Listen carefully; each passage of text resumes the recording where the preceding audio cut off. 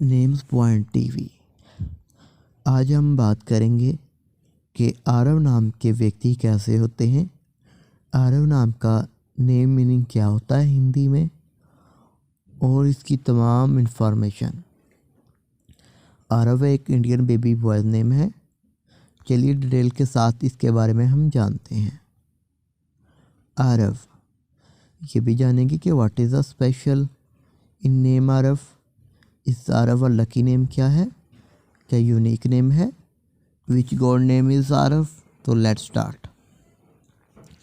आरव का मीनिंग है peaceful, good personality. अगर हम नेम लेंथ की बात करें तो 5 लेटर्स एंड 1 वर्ड का ये मुकम्मल तौर पर फुल मीनिंग बनता है। आरव एक शॉर्ट सा नेम है। जी हाँ, यस, एक ये मुख्तसर नाम है। आरव नाम की पॉपुलरिटी के बारे में बात करें तो नंबर 1 पर रैंक करने वाला नाम होता है। जेंडर बॉय यानी कि व्यक्ति को दिया जाता है। तो नेम्स पॉइंट टीवी को सब्सक्राइब कर लें।